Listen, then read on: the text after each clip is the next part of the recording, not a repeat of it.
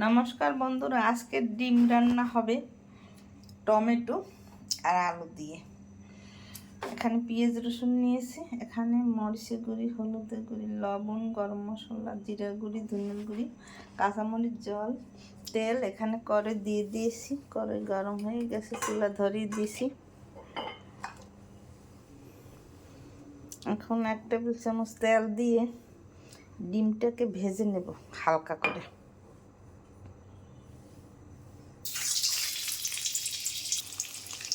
ডিমটা তেলে ভেজেছি, একটু হালকা হলুদের গুঁড়ি, একটু লবণ ছিটিয়ে ছিটিয়ে দিলে ভালো হয় ডিম ভাজা। আমার ওই পিঠ হয়ে গেছে, এখন এইটা আমি ফিরিয়ে দেব।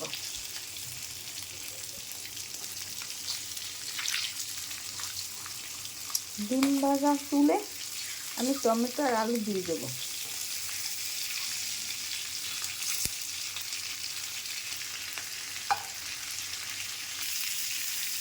আলু আর টমেটো দিয়ে হালকা তেলে ভেজে নিতে হবে, তারপরে হলুদ আর লবণ দিয়ে ভাজতে হবে।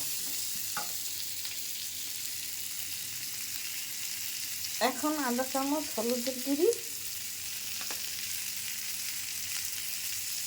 আধা চামচ লবণ দিয়ে তাতে 1 টেবিল চামচ তেল দিয়ে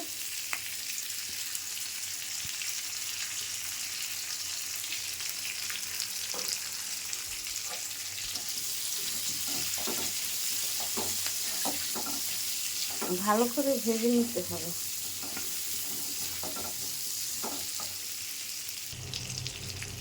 হলুদ আর লবণ দিয়ে টমেটোটা ভেজে নিয়েছি। এখন পেঁয়াজ রসুন আদা দিয়ে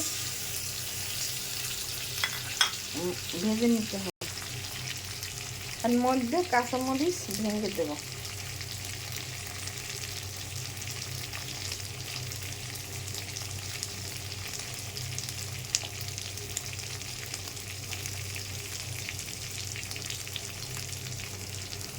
এখন একটা তেজপাতা দিয়ে দেব।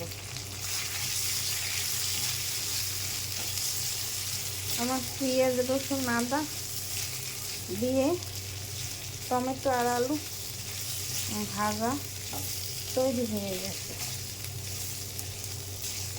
এখন জল দিয়ে দেব পরিমাণ মতো, বেশি জল লাগবে না, একটু জল দিলেই হবে।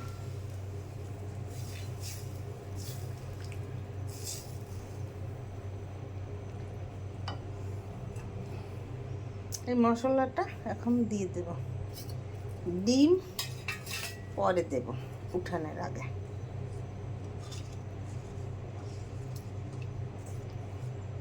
ঢাকনা দিয়ে ঢেকে দেব।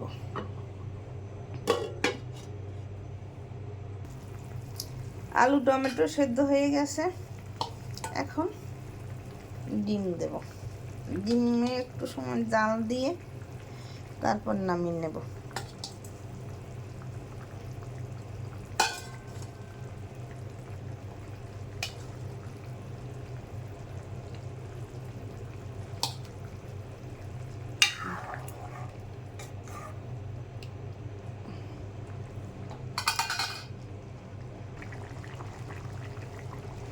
টমেটো দিয়ে ডিমের ঝোল রান্না আমার তৈরি হয়ে গেছে। দেখুন, দেখতে কত সুন্দর হয়েছে, খেতেও খুব দুর্দান্ত স্বাদ লাগবে। এইভাবে নতুন আলু নতুন টমেটো দিয়ে রান্না করলে শীতের খাবার খুব ভারী টেস্টি খাবার, খুব সুন্দর স্বাদ হয়। আপনারা এরকম টমেটো দিয়ে রান্না করে খেয়ে দেখবেন, খেতে খুব সুস্বাদু লাগবে, একটু টক টক লাগবে, খেতে খুব দারুণ লাগবে। আমি যেভাবে রান্না করছি সেইভাবে রান্না করে খেয়ে দেখবেন, খেতে খুব সুস্বাদু লাগবে। খেয়ে কমেন্ট করে আমাকে জানাবেন কি স্বাদ হয়েছে। সেই স্বাদ আমার চ্যানেলটিকে লাইক কমেন্ট শেয়ার করে পাশে থাকবেন। আমার ভিডিও ভালো লাগলে লাইক কমেন্ট শেয়ার দিয়ে পাশে থাকবেন। ধন্যবাদ, থ্যাংক ইউ।